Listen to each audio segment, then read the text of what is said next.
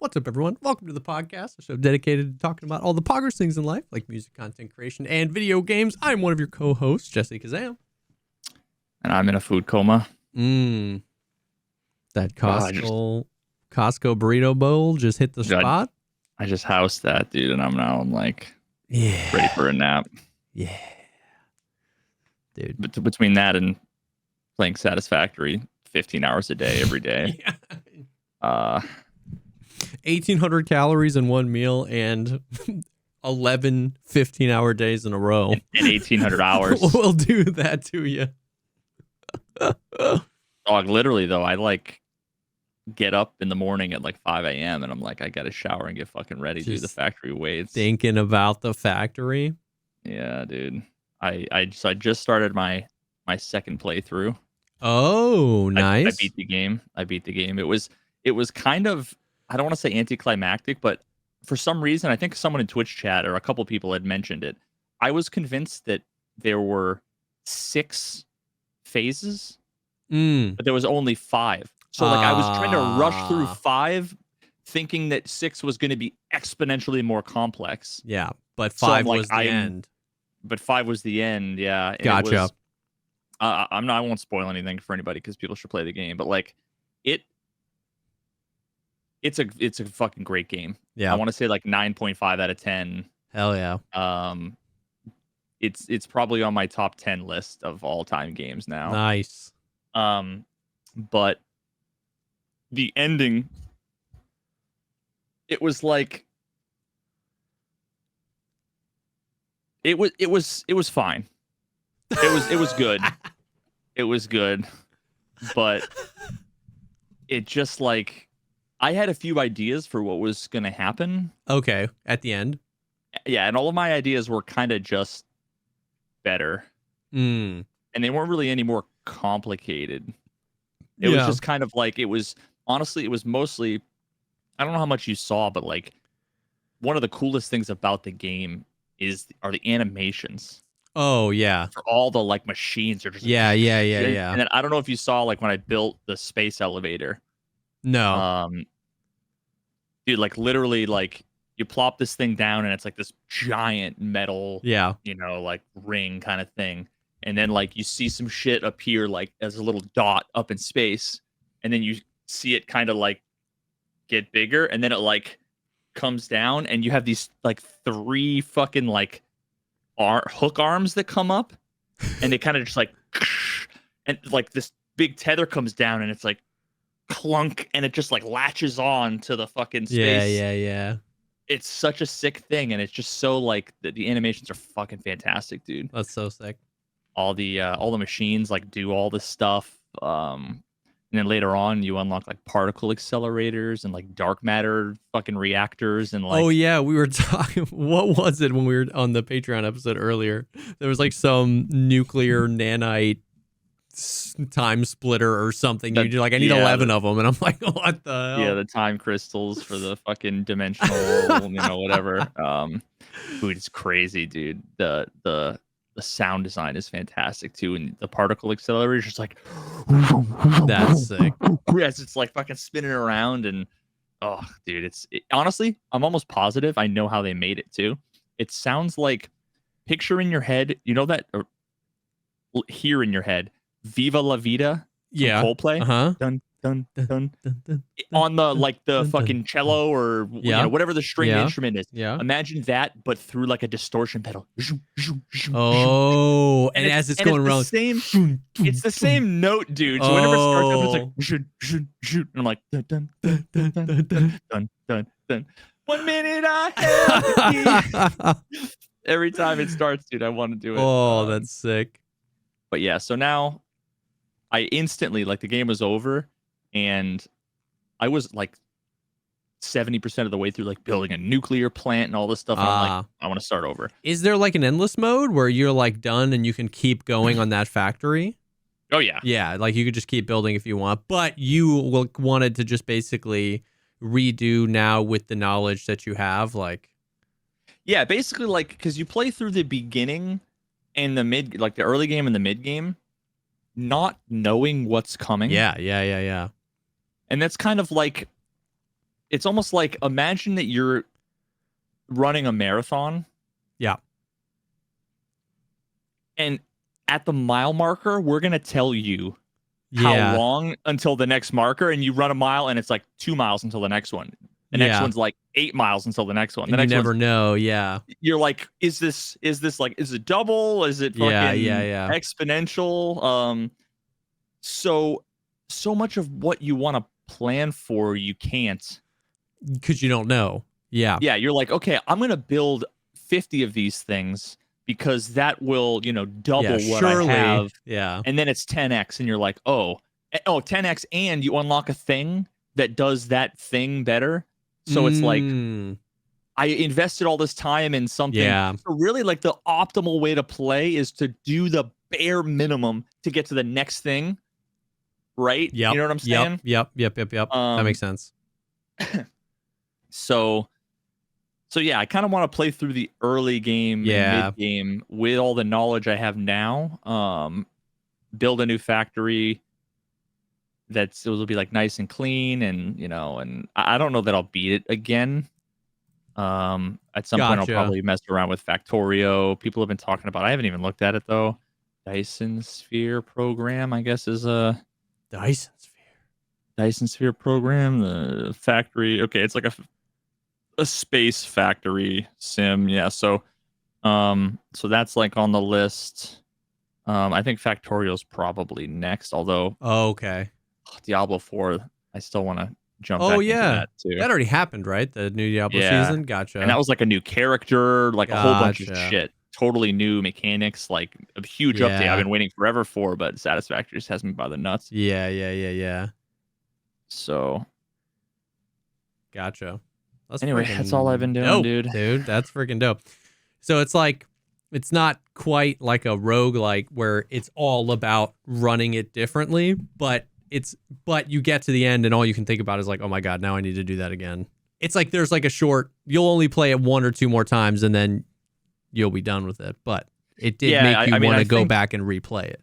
This is the kind of thing that, like, I could, a year from now, I'll be like, I want to do another Satisfactory playthrough. I'll forget a lot of the things. It'll be worth it. And there's like New Game Plus kind of stuff. So like when I started, so there's like, I don't know how many, there's a bunch of biomes. Okay. There's like deserts. There's like I remember you saying the map is like not small. It's fucking huge, dude. Like, it was funny. Someone, I forget who it was.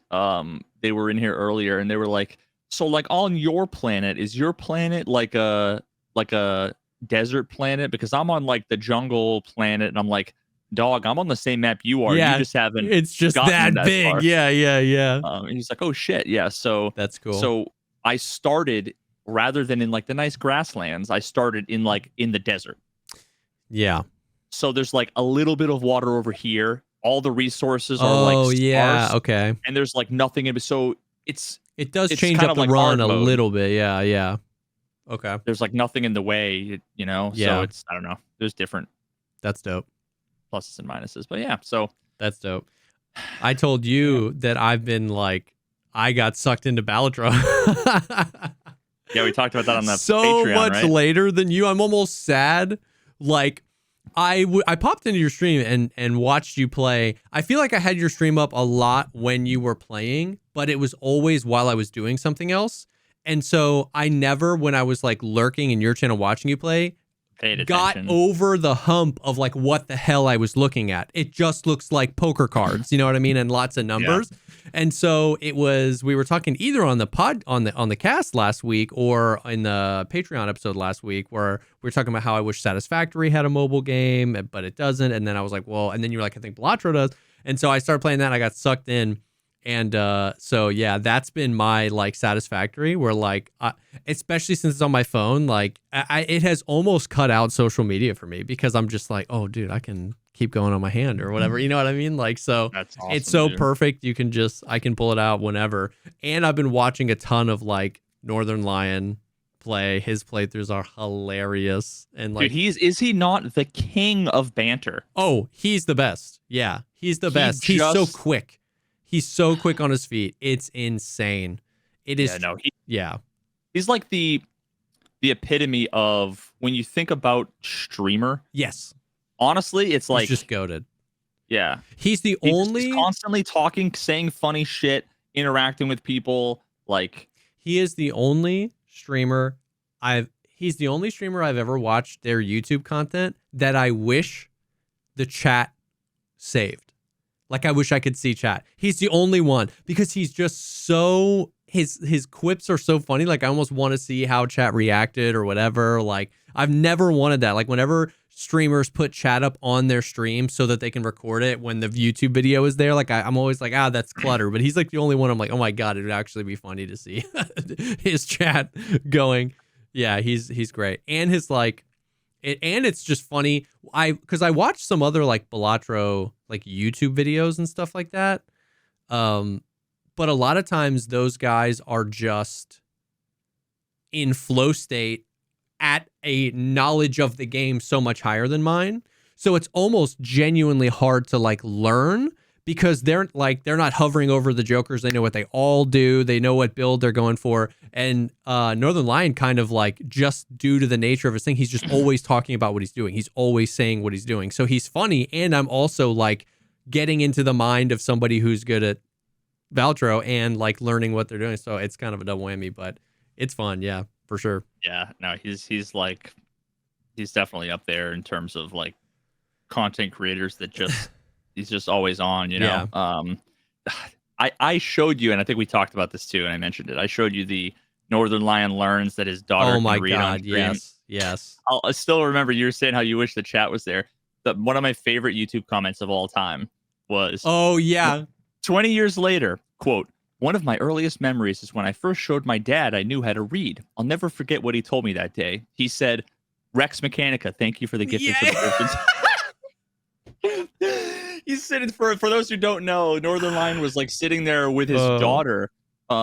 He had like little pig avatars. I think it's from like a cartoon. Not like they weren't on camera, but you know, the little avatars where like the mouth moves. And he was playing like this game where, you know, it's like click on the giraffe kind of thing, you know, because she's like really young. I don't know. Kids' ages are a mystery to me. Yeah, she's under probably the age like of 16. 4 or 5. But he basically accidentally figures out that his daughter can read. He's like, you know, under the impression she can't read yet. And then like he hovers over like the orangutan and he's like, is it that because he's orange? And he's like, wait. Yeah. He kind of put 2 and 2 together, like that's like knowledge of like words. Yeah. Yep. A lot more. And he's like, what's this? What's this? What's this word? And she's getting them all right. He pulls up Google and starts like, he's like, what's this word? And she's getting them all right, like books, you know, all this stuff. And he's like, yo, what the hell? So he's like freaking out. And then someone gives a bunch of subs. The guy Rex Mechanica, thanks for the gifted I'll subs. never forget what he told me that day. Rex Mechanica, thanks for the gifted subs. That's such like a dude. It's so funny.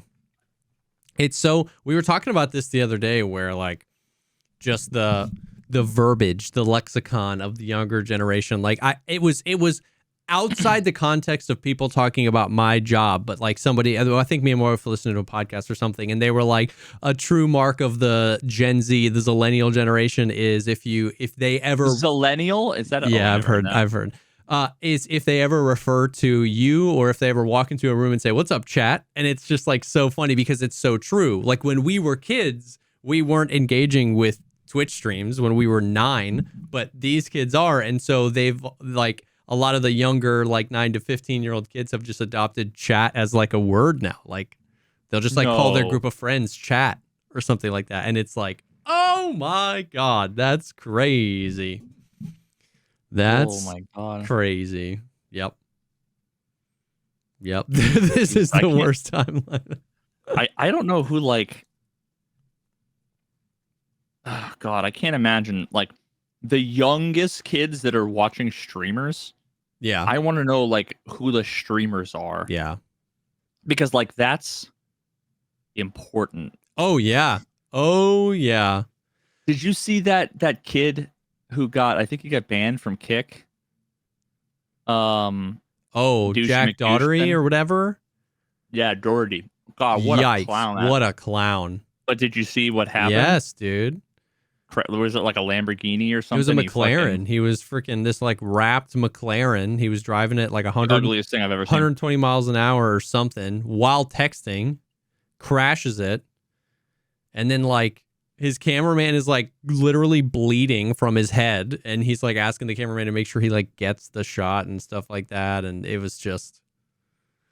I saw a clip where the cameraman was filming and literally asking him, "Where's the blood coming from?" He was because he didn't want to like ruin the shot, so he still had the camera up, and he was like asking him like, "Where's the blood coming from?" See, now the clip I saw a clip early. Hell? I saw a clip early and then didn't think about it for a few days, and then everything was going like I think it might have been the next day. Everything was all over Twitter. Yeah, it was going like nuclear. But all of the clips on Twitter, they all were missing the part I saw the day before. Oh, which was they were in the car. Yes, for like a while. Yeah. While like yeah, long enough that I'm like these guys are gonna burn to death inside of this car on stream. Yeah. Like they couldn't get out of the car, but like the clips I saw on Twitter, it was like they crashed and then all of a sudden it cut to them standing outside with like the cops there. Yeah. I think it just like fast forwarded. Yeah, he deleted his initial video because the initial video also had a lot of the before footage of him texting and driving. And so once it started going crazy, he deleted that original post, reposted an edited version of the whole thing where he was just like, he crashed and then he got out and it was like, oh my God, is everyone okay? And it was like completely different narrative. It's like you cut out the part where you were texting while you were driving this McLaren 200 miles an hour. No, I think he was reading chat. Oh, maybe. Yeah, maybe. Which is honestly worse. Because like you can't read chat and look at the road. You can text and look at the road if you're good enough at it. Yeah. Not that you should, but yeah. If you use what was it? Was it T7? What was Oh it my called? God, T7. Old school T7. Yeah, you could, dude. Yep. But yeah, thinking about kids, the youngest kids, even just 13-year-olds on Twitch watching that guy or Kick or whatever he was, like, oof. Wait until, dude. So like, I'm waiting for this dystopian future. Mark my words, this is going to happen. You were saying that he uploaded the video, right? Deleted it, whatever. Re-uploaded another one. That's kind of like an attempt to rewrite history, right? Like hopefully no one knows. Like you're. Yeah, a poor attempt, but an attempt nonetheless. What happens when? Let's imagine a different timeline with someone who their buddy was in the passenger seat, recording them. They were being responsible. Let's just say they were being responsible driving, right? Something happens, they get in an accident. It's not their fault, whatever. And then people a week later say that wasn't the original video. He took it down, re-uploaded it. Here's the original video, and it includes like a deep fake. Yeah, like a few extra scenes that make where everything different. He pulls out his phone and like whatever, right? Like, because it goes both ways, right? He uploaded the second version of the video because it looked a lot better. But it goes the other way too, where that means with a few small edits or a few small additional scenes, things can look a lot worse. And all it takes is one person tweeting a clip of someone tweeting a clip that they edited saying, "Hey, why didn't you include this in the video?" And then at what point are you gonna someone's gonna have to do the unfortunate thing and say that didn't happen. It's not real. And then there's a video of it, right? Mm-hmm. And honestly, dude, that's like the equivalent of crazy. The Karen Reed stuff. Yeah. Where the expert witness has the report, the piece of paper that says you texted something or you Google searched something. You're going to lie and say, it didn't happen, right? Yeah. And everyone was like, sure, it didn't. That's the nightmare. That is the nightmare. Yep. For sure. For sure. Yeah. Yep, it's scary. It's and the hard part is that I won't get political, but it's becoming, whether it's flat Earth or politics or whatever, it's just becoming. I don't want to say it's becoming more and more of the case because everyone always says a thing is so much worse now than it used to be, right? But without any context for what it used to be, but it seems as if it's a increasing trend maybe not. It kind of doesn't matter. The ability for people with a platform, whether they're famous or not, to say objectively, definitively, demonstrably incorrect statements, and have 90% of people walking away thinking it's the truth. And then when people try to correct them and point it out, that gets drowned out. Like the retweet with the comment gets 11 fucking likes. Whereas the first one gets 11 million views, and any attention that it gets is like pure dismissal, like conspiracy theory level, like sure, whatever. 100%. Yeah, I mean it's fun. I mean you experienced a lot of that in the flat Earth like community, where they viewed you as the conspiratorial one. You know what I mean? It's like, it's like, what you're saying. People will believe some like crazy, objectively true, easy to prove, easy to fact check stuff. And then once they've fallen in that well, it's now not them, but everybody else who's the conspiracy theorist. You know what I mean? It's like, oh, you believe this website that fact checked that, or you believe that this. And it's like, oh man, you're in the well. And you like all the conversations you had with the flat earthers, all the podcasts and interviews you did, all the comments. It was just like so blatantly that, you know what I mean? You were the either shill or the conspiracy theorist or whatever. And it's like, oh man, that's crazy. I don't know how, like, and this actually kind of ties into one of the other things that I want to not get too far into, but briefly talk about. I don't know how, like, as we move forward, anyone is going to be able to, like, exist online without, like,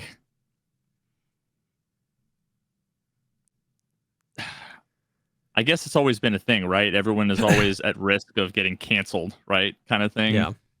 Except cancel culture, getting canceled is always, it's kind of a controversial thing, because do people really get canceled? Like we've seen the gamut, right? You've seen people get canceled. You've seen people who attempted to get canceled and they only got more famous. You see people kind of get canceled and then they pivoted into a different audience that then gets them either like more famous or like we've seen the whole gamut run at this point.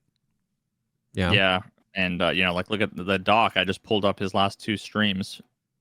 385,000 views, 539,000 views. Yep. Like he's oof. It's just so funny the connections here, because the third result when I search for Dr. Disrespect is a clip. Dr. Disrespect addresses the allegations from Asmongold's channel, which ties into the fact that like Asmongold, who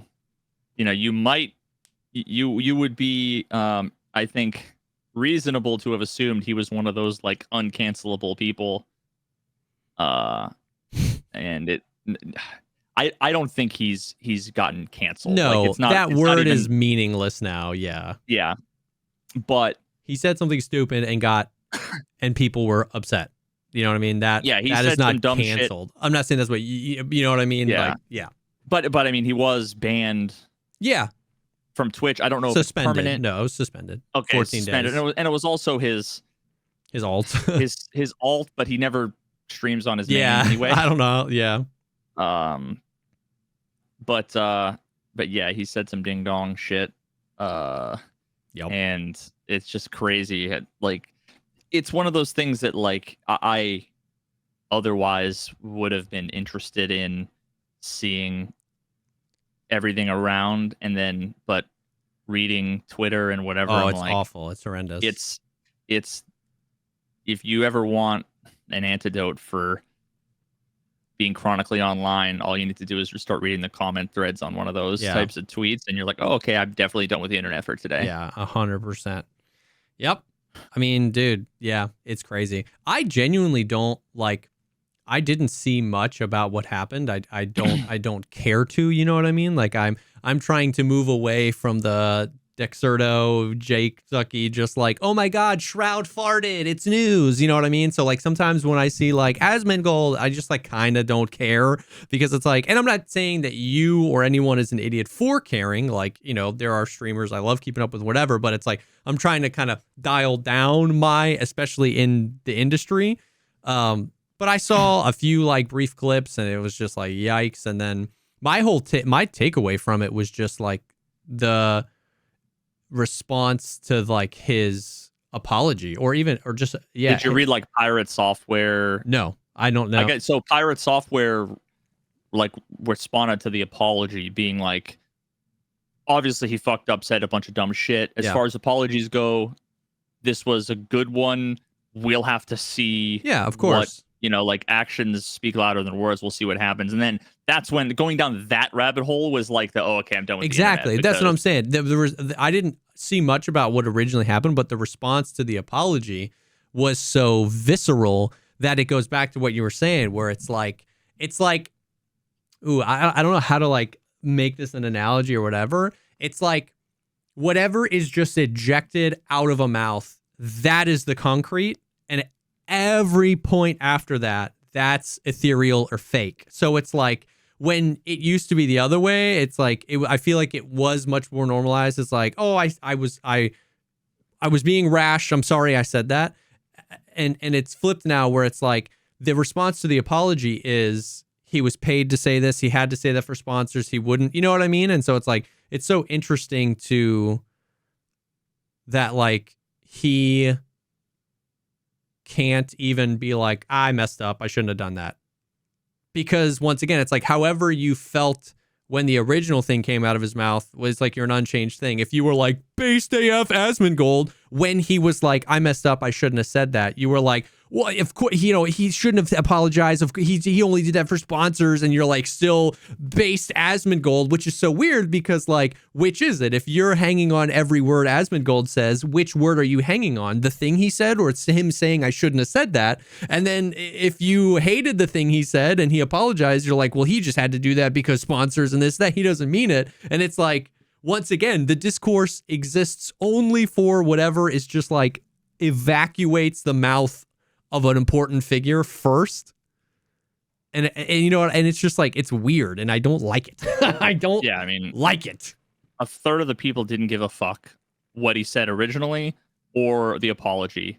Like, because who cares what he thinks at all? Like, plenty of dumb people say dumb things. Plenty of smart people say dumb things. Who cares? Whatever, right? It's not like he's important or relevant really in the grand scheme of literally anyone's life, right?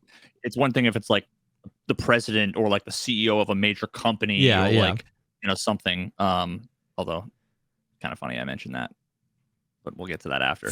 A third of the people just didn't give a fuck. A third of the people agreed with what he said and then were mad that he walked it back. Yep. A third of the people were mad at what he said, and actually I could probably break up each one of those thirds into they were mad but they weren't happy with what he said. They were mad but they were happy. They weren't mad, they were happy he apologized. They weren't mad and they were mad he apologized. So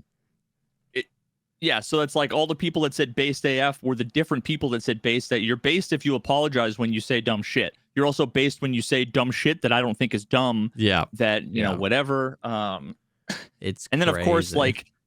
of course, like removing any ability to have any like nuance, making it so much more complicated. You have like the response, like Asmongold's response was like a combination of shitty dismissing, genuine apology, also like, so it's like, what the fuck is going on? I don't know. And then right afterwards he says a bunch of other stuff, and then it's just and like, and that's what I'm saying. It's like, and I don't know, and I don't know what's happening, and I don't care, and I don't like exactly. It's like you said, it just has absolutely zero bearing on my life. No, but here's the thing. I disagree. I think it very well might, because here's the thing: the more content creators, like the more that this stuff keeps happening, the more that some content creators get involved in other stuff, whether it's politics or whether it's they start businesses like, you know, Starforged, yeah, or they or deal with sponsors or whatever. All of these things, the way that people act and the results that come from it start to change the way that brands look for sponsor deals, the way that people approach, you know, like if all of a sudden you said, I'm going to start my fucking pizza delivery company, guys, get excited. All I'm thinking about is who's going to take over when Jesse says the thing that gets him canceled. And then he has to mutually part ways with the company. And, you know, like so many people backed the doc. His game. Because the doc was behind it. And then now, obviously, like he got booted from Midnight Society or whatever. Now it's like, now it's almost like when I think about the game, I mean, it was always like a crypto, you know, mess. But it's like now it's a completely different. It like for sure. Potentially for a lot of people lost its luster, right? So it's like Shroud was working on that game. That's like kind of a Valorant Spectre Divide game. CS. Imagine, you know, Shroud goes out and says some ding dong shit, gets canceled. Now it's like, how much of your support for the game was that this guy who knows, you know, this space better than, you know, most people is no longer contributing to it. Now it's like, so these things are going to potentially have ripple effects on the culture around what we do. I agree. So you're definitely right. I don't disagree with anything you said. I think I meant more in the sense that like it doesn't have any effect because like nothing I can do changes anything. So like me diving into it and figuring it all out and discussing it on stream doesn't change it. Like, you know what I mean? At a macro level, at a 10,000 foot view, you're absolutely right that the more like the industry will shift as it has many times when big controversial things happen or whatever. But yeah, it's just like for me, it just the only practical day-to-day like thing it does to my life is bring everything down. You know what I mean? Because you just like see a comment, like it's horrible. It is just like such a rat's nest. There's just like absolutely zero like honest conversation happening on the internet. Though there probably is honest conversation happening somewhere. Like people are talking about it, whatever. You and me are talking about it, like, but it's just Twitter isn't the place. Exactly. Reddit isn't the place. And it's just, you know, we are approaching a critical mass of attention being currency because, you know, it feels like 2007 prankster YouTube where like pranks were a big thing and they were funny, and because they were funny they got 1 billion views, and because they got 1 billion views a bunch more people started doing pranks, and then what happened was that community just exclusively became, how can I prank so close to doing something unethical or illegal? Because it's the only way to outdo the other prankster YouTube channels. You know what I mean? And it's like, that is happening to the entire, like, kind of human race in a certain aspect, because even outside of our industry, attention is the economy, whether you're a political figure or you're a video gamer or you're a streamer or you're a podcaster or you're a CEO of a company or whatever. And attention is really contested. Attention is it's hard to get, and so you gotta push the line. You gotta get people watching your clips, and one day you're gonna jump off that cliff. You know what I mean? You know, the logical conclusion to all of this is we're all 24/7. As long as you're not poor, 24/7, you're jacked into the matrix. You've got like an IV line in here, a fucking mechanical fleshlight attached with a, like, you know, a feeding tube, a diaper situation, right? And you're just walking through a virtual world, and in the virtual world there's billboards and ads popping up, and like that's the dystopian future that we're like heading 150 miles an hour towards a brick wall at. I still, just out of sheer desire to avoid spiraling into a pit of despair, hold out some optimism that like we'll turn the wheel last second and figure out a way to like benefit from the, you know, information and the abilities that we have, as opposed to chase attention. You know what I mean? Because that is the fear, right? Like we literally just can't get over ourselves and chase attention to the end of our species. But the hope, I have to believe that whether it's in my lifetime or not, we crank the 90 last minute and we usher in a utopia where all people are elevated and we create a Dyson sphere and harness the power of our sun and go to different galaxies. It has to be. Yeah. Yeah, but then you just look at any group of human beings, more than like, let's say 20 people, and realize that that's literally impossible. Nah, dude, but at some point you got to break the cycle.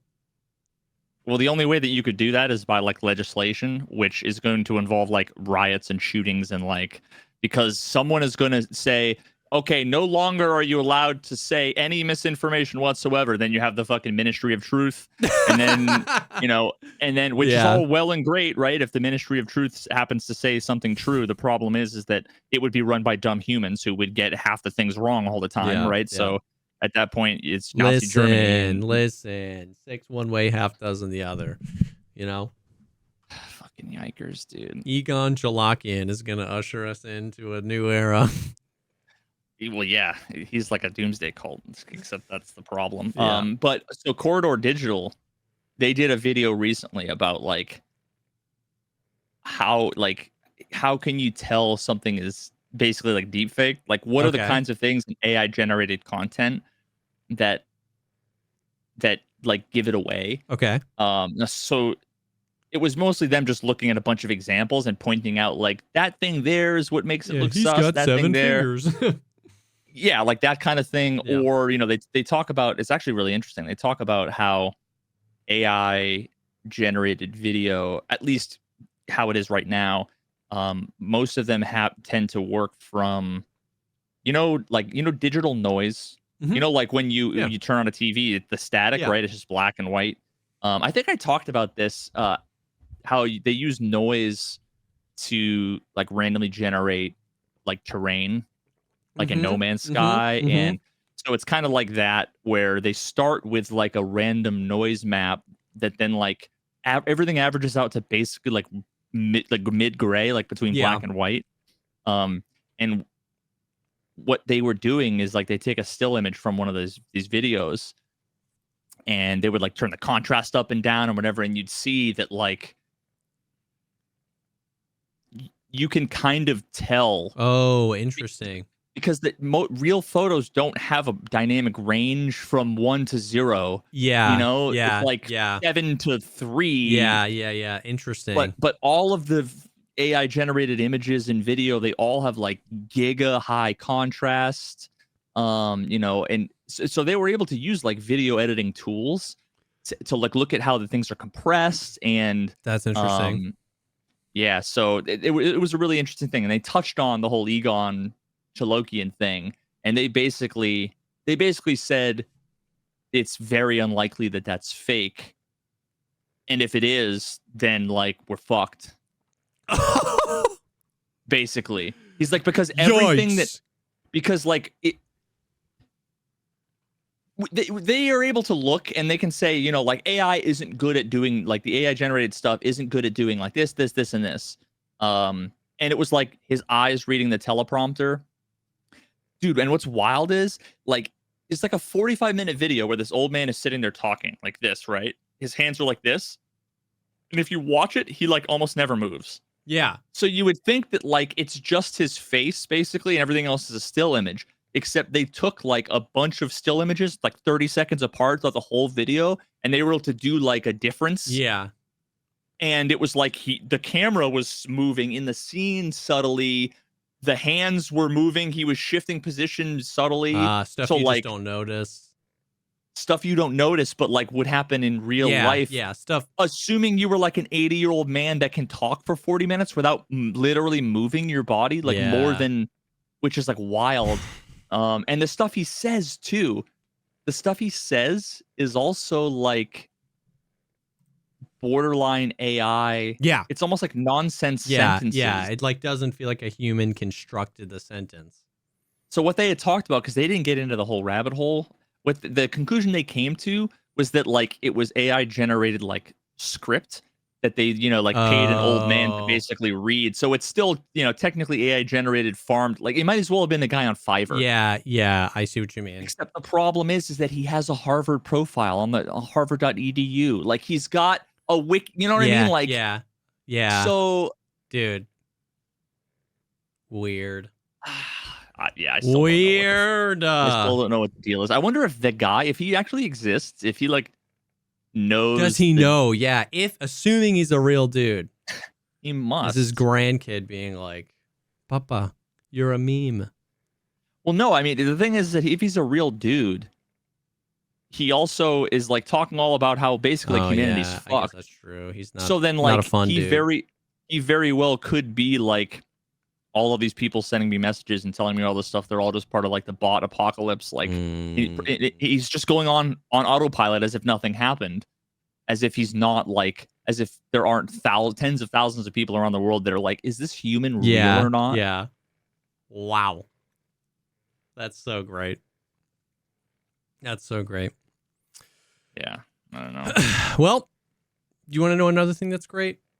The first sponsor of today's episode, and that is MeUndies. Listen, being your most comfortable self this fall starts from the waist down, whether you're gearing up for a weekend spent on the couch or getting back into your gym routine. Oh my, Star Wars!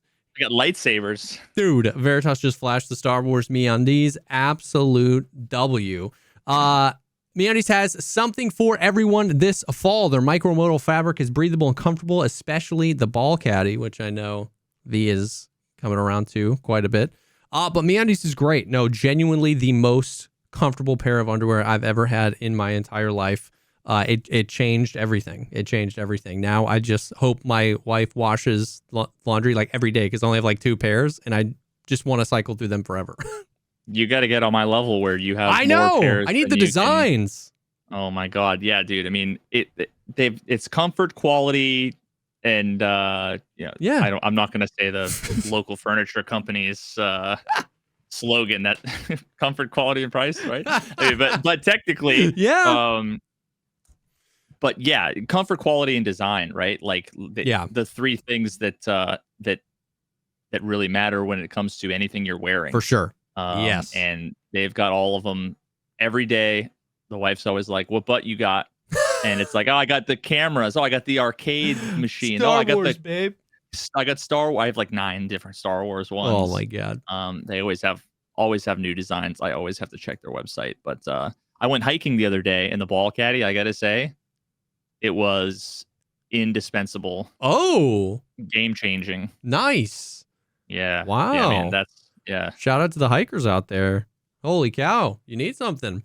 But yeah, MeUndies they've got all the different cuts you would expect, including, and maybe some you wouldn't expect, like including the ball caddy. Maybe give it a shot. You never know if it's going to be your new favorite underwear. They've got tons of different styles, like designs, prints, and stuff like that for each of the different style of boxer or brief or ball caddy or whatever. Also, MeUndies isn't just about underwear. They have an entire lounge collection featuring joggers, hoodies, onesies, and more, especially going into fall. If they extend a fraction of the quality that they do, then I'm sure each one of those things is phenomenal. Their signature fabric is as soft as a warm hug. It genuinely is like the softest and simultaneously the most durable. Because that's the thing about soft. Sometimes they can get you with soft because it's just thin and you're like, this is not going to last very long. It's durable. It's thick. It's soft. It's phenomenal. And it's responsibly sourced as well.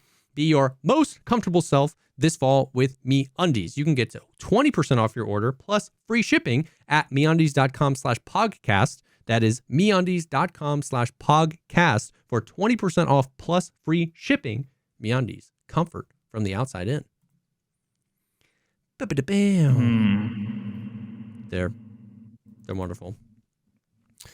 So yeah, outside of the impending doom of society and culture due to the internet and bots like Egon Shalakian, in video game world, Tarkov has been doing its Tarkov thing. We got a Cultist event. It seems like they're ramping up towards a Halloween thing. Pretty cool. It's like we got a new quest line. The first quest was just kill 5 cultists. Simple, right?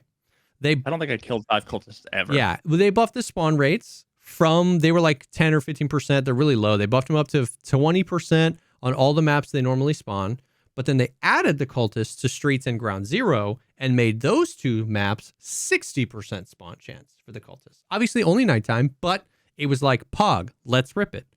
I did an 8-hour stream running Ground Zero or Streets exclusively, except when those times didn't work, then we did Night Factory. Like, if it's daytime, we didn't. Yeah. We ran into alive cultists twice.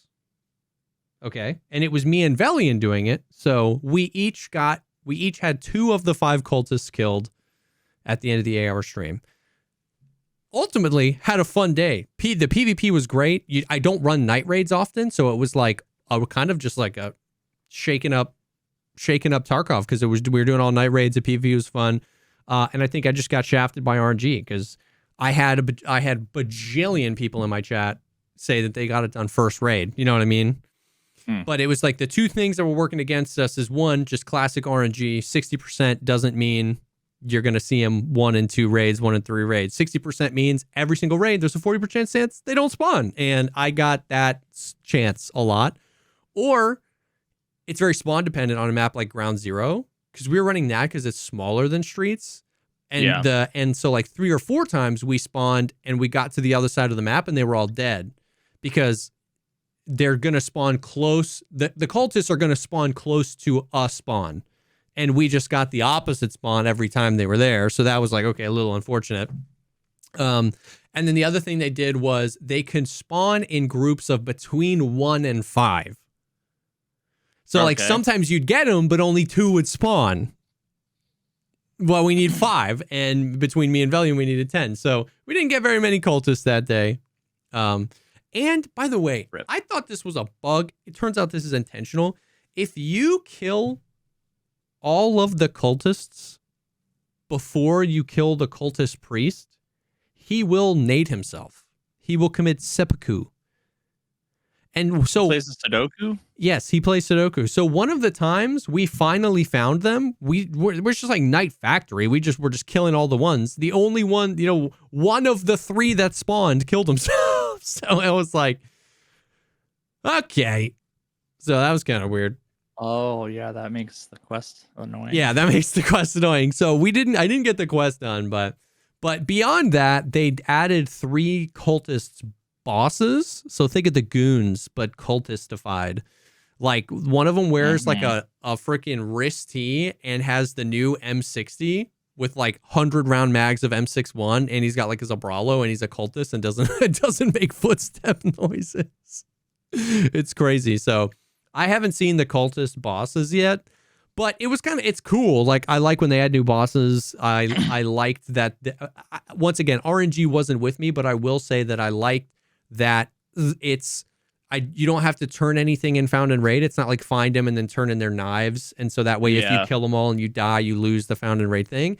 And it was like they added 2 more maps to the rotation. So you could use whatever gear you want. You could go almost whatever map you want. You just had to go nighttime, try and kill some cultists. We kind of got shafted on the RNG, but overall, I definitely wouldn't say this is their worst event at all. But I quite literally only played one day. The day the event came out, we played, and that was it. Because Delta Force is back. Pew, pew, pew, pew. Oh, yeah. Yes. So they are doing its Steam Next Fest, which is apparently like a Steam Con or something. I genuinely don't know what it is. I'm a Steam noob. But so they're doing a 1-week play test during Steam Next Fest. And so we've been doing that. It's been pretty fun. It's been a little disappointing because the build is the exact same build we played like a month and a half ago. Oh. Yeah, so no like changes. They weren't like they did the alpha and there was like a lot of feedback on like, this and that and like we need more content, and we're playing pretty much the exact same build, and because it's only a week long, there's no incentive to like progress really or like grind because you're like, okay, well, it's only a week long and it's going to wipe. Yeah. And so it's been a little weird. It's been interesting. It's fun. I'm still super excited about the game. And the big thing about this test is that it's open. The last time you needed a key, you needed a beta key. And so very few people that wanted to try the game obviously were able to. So what's nice about this test is it's just go to Steam, download Delta Force, 1 week play test, boom. But yeah, so that's been really fun. It's been such a good change up from Tarkov. And I'm still super excited about the potential that game has. We've been going deep on it, me and Hambino, like discussing. It's got really interesting. So we talk a lot in every other game we've played that's like shooter game that's like been an extraction shooter. We talk a lot about like time to kill. There have been some games, PUBG. I feel like didn't play a lot of PUBG, but I feel like for a long time PUBG was the king in terms of like gunplay and time to kill. I feel like they had just nailed a lot of that. From the outside looking in, I feel like it was put on this pedestal of like, it's got a lot of that down. But in Delta Force, what's nice is that they give you the ability to do the science. So like the firing range, when I played last time, I told you, you can literally put any armor on a mannequin. You can give that thing any amount of HP you want. You can set it at a certain distance. You can use any ammo without having to buy the ammo in the firing range. So like, but we were doing some science and it's really interesting because coming from Tarkov's ballistics and you literally knowing that better than most people on planet Earth, including PSG devs, the way they do it is... You said it, not me. Yeah, the way they do it is really interesting. In Delta Force, the damage comes from the gun. Damage is tied to the gun. No ammo type you use changes the damage. It's just the HK does 29 damage, flat. But are they ammo? There are ammo types? There are ammo types. There's like 5 ammo types. Modifiers on things that just aren't damage? Pen. The only thing the ammo does is change the pen. And so the way we were able to like reverse engineer it, and basically it's like if I have purple ammo. I was just going to say, are there colors? Because it sounds like Fortnite, where there's basically like, if all that changes is the pen, then effectively there's low tier AK ammo, mid tier AK ammo, and high tier AK ammo. Yes, they use the names. So like in it for 308, it's M62, M80, and like BPZ. So they use those names, but they're also color coded. Gray, blue, purple, gold, and then there's like red. There's like a AXMC that has red ammo. Anyways, but if I have purple ammo, the time to kill is going to be the same if somebody has gray armor, blue armor, or purple armor. Because basically, purple ammo means I am penning purple armor. And since the damage is, 29 no matter what, that means if I've got purple ammo, you having purple armor or no armor is the same. Because it's just saying, yes, you pen. Right? Yeah. And so you need gold armor in order to have any chance of stopping bullets, you know what I mean? Or increasing your time to kill if they've got purple ammo. So it seems like, I was going to say rock, paper, scissors, but it's not rock, paper, scissors. It's just tiered. Yeah. Yes. So it's really simple. There's a ton of diversity, but the mechanics are, wow, it's almost like you can have tons of diversity with elements of realism without having it be the most complicated fucking algebra equation you've ever seen. The only problem is those tiers, it's a twofold problem that we were talking about. Those tiers do not offer. So, and we were doing this today, like a SCAR. The SCAR H is like one of the meta guns in Delta Force. A SCAR H, it's 4 body shots. 1, 2, 3, 4 dead. You're dead on the 4th shot. Mm-hmm. If I have, purple ammo is really common, especially in the confidential modes. If I spend $500,000 on a gold armor because I know that most people are running purple ammo, it's 6 shots to kill in the thorax. So we were like, okay, this, exactly like you said, this kind of is a good example of like a simplified system. It's easy to learn and understand. There aren't 48 different types. But at the end of the day, it's just not worth it. Because it's, mag dump city. Everybody, it's full autos. So me spending a quarter of my net worth every raid on gold armor just isn't worth it, because it's only giving me, it's not like it's stopping a lot of those shots. So the meta just evolves into, it doesn't matter what armor you choose, just buy good ammo, because that's everything. So it's interesting. And I feel like that the time to kill in that game is too quick as it stands. It's like too quick already. And the armor doesn't really matter. You know what I mean? So what would happen if you had like the low tier ammo versus the high tier armor? Yeah, if you had low tier ammo versus a super high tier armor, Is it like Tarkov where it's like 30 shots? Yeah, it can be a lot. I didn't test those exactly, but it would tank a lot more shots. The problem is that like nobody runs that. Like blue ammo is like the lowest people go. Like actual players, especially in the confidential modes, which is just like the souped up lobbies. Blue ammo, and most people are running purple. Every once in a while, you're running gold. And that's what's even if your enemy only has 1 mag of gold, then the $500,000 armor you bought is no armor to them. Yeah. Because they brought 1 mag of gold ammo. You know what I mean? So it's like, so I like the system at a 10,000 foot view, but like their time to kill mechanic. And also same thing, we were talking about that.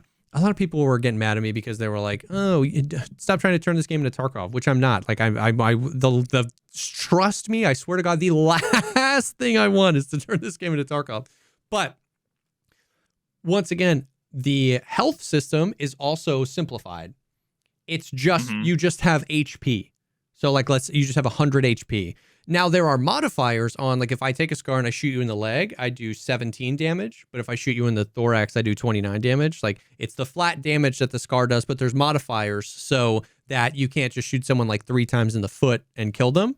So, like, the legs have... So, there are some modifiers. But because your whole HP is just one pool of HP, every, like, exchange feels like you have to abandon the fight, because even if your armor did tank, your armor is now completely broken and you only have like 11 HP. Whereas in Tarkov, because they've complicated things, if I've got juiced up armor and someone sprays me, I could really quickly at a glance be like, oh, my arm and my leg are blacked because he sprayed me down, but my armor is okay. I can swing this guy.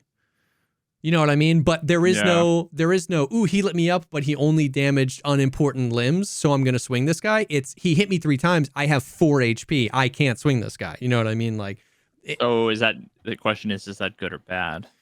I don't think it's a bad thing that they group all the HP together. I just don't think there's enough of it. You know what I mean? There's no, it very much so comes down to just like whoever shoots first wins in every scenario. And I'm not saying that I want to get rid of that entirely. You know, like the flip side of that is you have certain games like, once again, please don't get mad at me, but from the outside looking in, it feels like Apex has a really long time to kill. And you would like that from a skill scenario, right? Because you always have a chance to make a play, and then it really comes down to like aim. You know, you win if you have better aim from a skill thing. I definitely don't want that. I don't want a super, super long time to kill, but it just feels like fights just end up playing out really weirdly, because every time you get shot, one of 2 things happens. You're either dead, or you have 4 HP, your armor is completely broken, you need to do surgery twice, stop a bleed, and take painkillers. So it's like, the pacing of fights gets really weird, because if you take shots and you don't die, you can't make a play on that guy. You have to fall back and perform 11 different actions. And then you're like, all right, guys, hold, I got to heal up. And it's like really hard. And this is what I was saying. I don't want the game to be Tarkov. I want the game to be what the game wants to be. And the game is really pushing these like 3-man squads, squad fill. Everyone you run into is a 3-man squad. There's very few solos. And you've got the hero abilities. It seems like what the game puts forward is that it wants there to be this like team synergy. You play off each other. But so often how fights practically play out is somebody takes damage. They have to fall back. The whole team waits. But if you got a knock, they're rezzing their teammate while you're healing up. And like, it just feels weird. It just feels weird. So I like that the systems are simplified. I just think the time to kill needs to be a tiny bit longer. And then the armor should be more valuable. Like, you know what I mean? Like, I don't know that purple armor should be nothing against purple ammo. Maybe it should be, it mitigates some percentage of the pen or the damage.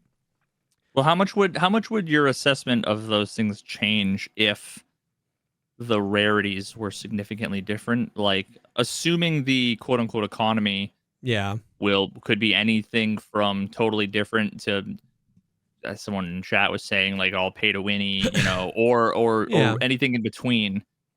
Like let's say purple ammo was like, is purple the best? No, red is technically the best, but purple is like the most. Let's just say the high tier ammo was like really rare. Yeah.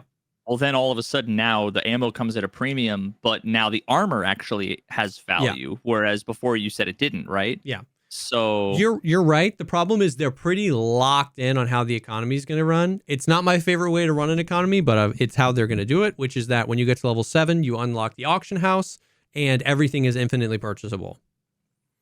So it then becomes a money game. So you just run money runs so that you can buy good ammo, and good ammo renders armor useless, right? So that like you kind of have to basically, the way their economy is structured, if they were going to make a change, which they probably won't, they're not listening to the podcast, right? This is just like me venting my thoughts. If they were going to make a change, they would have to address the armor, and they could do that very simply by just saying it mitigates one more, like purple armor right now should act like gold armor does. They could basically just like move each armor like up one step, and that would just like ever so slightly increase the time to kill, which would probably make fights a little bit more fun. And then they I almost feel like their medical system is in conflict with each other, because like I said, it's way simplified in the sense of, I don't have a health pool of 440, my head has 35, my arms have 70, my chest has 75. They've simplified it, but the medical system is as complicated as Tarkov's. There's splints, tourniquets, surgery kits, painkillers, heals. And so it feels like those are at odds with each other, where like you kind of would, when you play the game and you get shot, you assume you can just like heal, just hit it and it's going to heal you up. But you heal up, then you have to surgery, then you have to splint, then you have to surgery again, then you have to repair your armor vest. And it's like, okay, well, if we're going to have if my legs can break and my arms can break, then separate those things from my health pool and allow me to decide, I'm going to push this guy with a broken leg anyway. But if it's not, if it's all just going to, take out of my 100 HP, then don't make me spend so much time surgerying. Just let me heal up and then get back in the fight. So that's kind of where a lot of this comes from, is me not at all saying I want this game to be like Tarkov. It's me feeling like small aspects of the game conflict with a different area where I feel like the game wants me to play it this way, and then this area of the game makes me feel like it wants me to play it this way. And I just kind of want those things to be more lockstep. You could make the medical system more complicated, or you could make it more simple. I'm actually down with either way, but kind of just make the health pool and the medical system be more in lockstep. You know what I mean? Where they feel like, that makes sense. And that's kind of same thing with the armor and the ammo as well. It feels like, okay, you're going to make the economy such that anybody can buy anything at any time, and you can run really great ammo every raid, and you have an armor system that tiers up. Okay, well, but that armor system is useless. So which one do you want to be? Take that cool armor system you have and make it work in tandem with the economy that you have, not work against it, which is how it feels right now. It just feels like literally, like I've been playing nonstop, and I'm a decent enough gamer, right? I run with good people. I've got $4 million. A gold armor is $500K. Like 2 or 3 raids A gold armor is 500k, and a repair kit for it is 250k. So it's like a few bad runs, and I'm poor as a, so it's like if I'm gonna spend 500k on an armor, I want to feel like it helps. You know what I mean? I don't want Apex Legends time to kill. I don't want 12-second time to kill. I don't want, you have to hit consecutive. My thing is that they should make armors better, but they should leave head where it is. Like, you should be rewarded for hitting headies. Like, absolutely. I love that in an extraction shooter, headshots are absolutely lethal. But the chest, I feel like, could take the chest armors could get chunked up a bit, in my opinion. So it's interesting. It's a line we see. It's something very few people nail, because I remember in the Cycle Frontier, it was completely the opposite, where if you had purple, like, the ammo was much harder to come by. And I don't think there was a market in that game. I don't think you could buy anything you wanted at any time. So that meant if you found a gold armor, you were just God himself. You were borderline unkillable. And the time to kill was such that it was basically impossible to, like, 1v3. If there was a squad with purple armors, you just, like, couldn't win. And so it's like time to kill. And I'm not saying it's easy, like, at all, but it's a really hard needle to thread, right? Because you want both sides of the coin to feel good, right? Yeah. You want people to feel like they're lethal, and you want people to feel like they can take a hit. Yeah. How do you have both? Yes, exactly. Call of Duty 4. Like, you had stopping power or juggernaut. Yeah. And that was like the rock, paper, scissors. I'll tell you, man, I don't know that we got any better than that. Yeah. In terms of like time to kill, in terms of like having any strategy or whatever. Because the moment you were running like an SMG and you had, like, I was going to say marathon, but that wasn't even, I don't think that was even in COD 4. Yeah. If you were hitting somebody and you didn't have stopping power and they had juggernaut, it was like, oh fuck, I really gotta, hit him with like a whole magazine. Yeah. Whereas if you have stopping power against someone normal, you feel like you can down them pretty quickly. Yep. If you don't, then it feels pretty fair. Yeah. And it was like, really, it's kind of just like this, right? Like, there's really only 6 combinations of like time to kill. And the thing is like, you have to take into account so many things, which I think is part of why time to kill has been a hard needle to thread, is because back in those days, correct me if I'm wrong, but like, recoil on guns was very minimal. Like, when I see old Call of Duty clips, there's like almost no recoil on most of the guns. And also like, there wasn't this obsession with like every gun in every game has to have 473,000 different permutations of like attachments. And so games are like, there's just so much. No, it's either you run a suppressor or a red dot. Exactly. So it's like, nowadays things are so complicated because we have so many systems and we want all those systems to matter. We have all these cool attachments and gun building, and you want the guns to feel better the more attachments you put on, but you don't want them to feel super ass with no attachments. And you want the recoil such that it's skill based and you can master the recoil, but you don't want it so much recoil. But then if the recoil is like, a recoil affects time to kill, because if the guns are super beamy, then you have to increase the time to kill. But if the guns are super not beamy, you can. It's like, there's so much.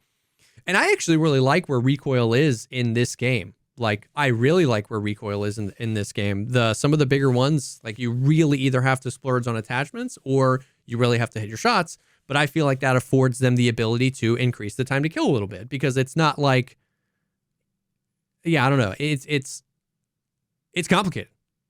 It's complicated. And I'm definitely in no way saying that, like, I know the answers at all. Dude, I feel like there was a decent amount of recoil on some of the guns. It's just straight up. Horizontal recoil didn't exist until recently, and everybody loves that shit now, and I hate it. I want to say the AK-74U. I don't know if he plays with it or not. Oh god, this is the fucking campaign. Yeah. I feel like let him shoot that P90. There's no recoil on it, I bet. Okay. Let's see. Not a whole lot of recoil there. Yeah. But But like, okay, let's watch an AK. And I recall them having. I think the AK was straight up. I feel like the. Yeah. There's none. I mean, there's a recoil. It's just not side to side. Yeah. Which, once again, I'm not even saying, like, well, once again, I like where the recoil is at in friggin' Delta Force. I'm not saying. It's just, it's a complicated web we've weaved where we love all these disparate systems in shooters now, and it's hard to smash them all together into something that feels good. Well, bro, this is so nostalgic. Holy cow. If it feels good for one person, it doesn't feel good for another. Sure. Subjective, you know? Yeah, it's got to feel, yeah, for sure. It is subjective. You're not wrong. You're definitely not wrong. Yeah, see, like, look at this recoil. I remember it being pretty, okay. The thing is that it has like a decent amount of bounce. It just doesn't really move. Yes, it almost feels like rate, it's like bop, bop. It feels like the bop. gun recoils, but your spray doesn't. Like, it's almost all like a visual thing.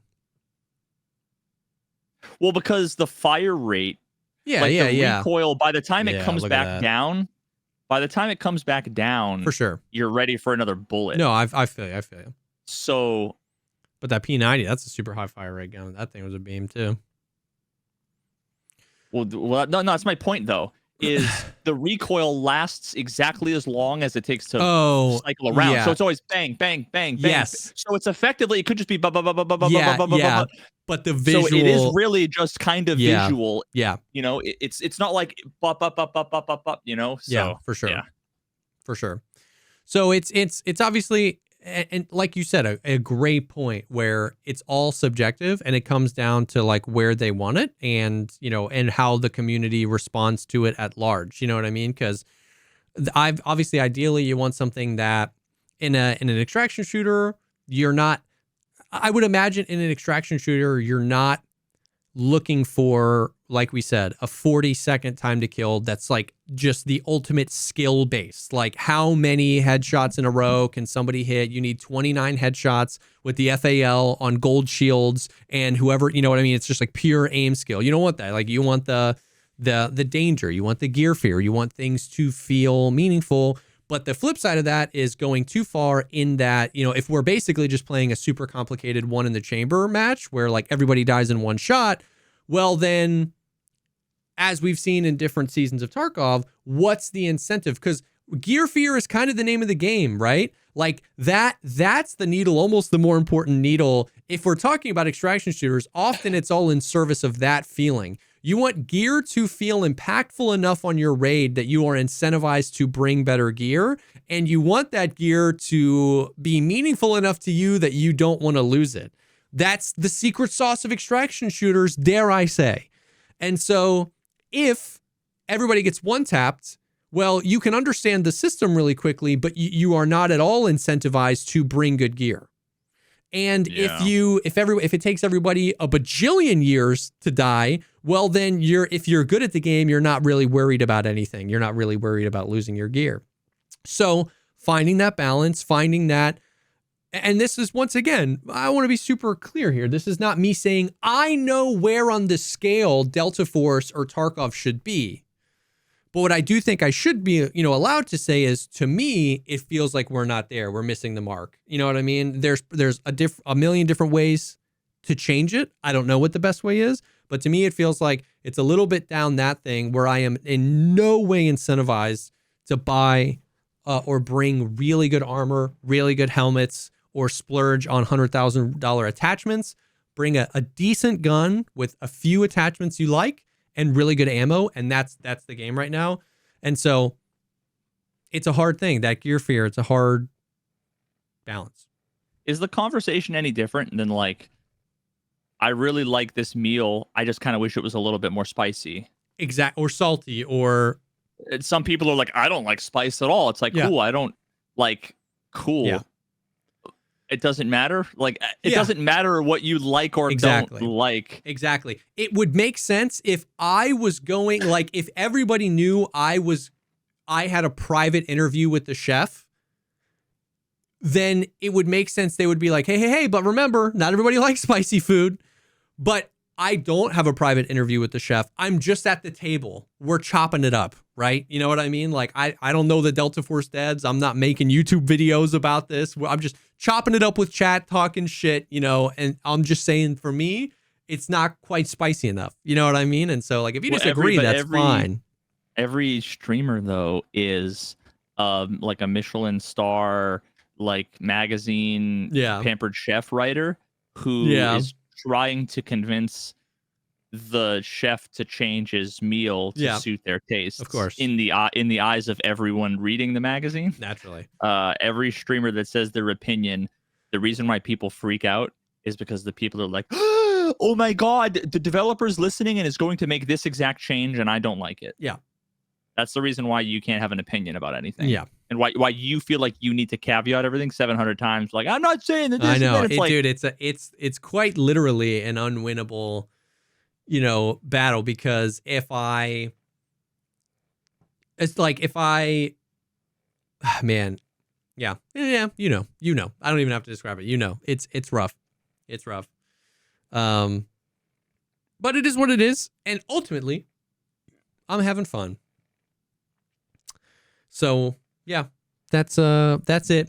Before we move on and talk a little bit more about some of the Delta Force news, because I'm excited about it, I do want to take a second and thank the second sponsor for this episode, and that is Dollar Shave Club. Yes, I'm super excited. The bearded men finally have a sponsor for Dollar Shave Club. Dollar Shave Club offers grooming products that are always high quality but never overpriced. They sent us a bunch of their stuff, and they are phenomenal. They got everything you need: wet shave, dry shave. Their razor is awesome. It's got a diamond grip handle, super clingy. They've got a whole suite. They've got the shave butter, the post shave dew, 6-blade razor. It's a dream, because I still line up down here. We got to line up the beard, and then obviously they've got their line of trimmers, double header electric trimmer, which is awesome. Interchangeable heads, so you can clean up here and then clean up anywhere else you want to, right? It's anything.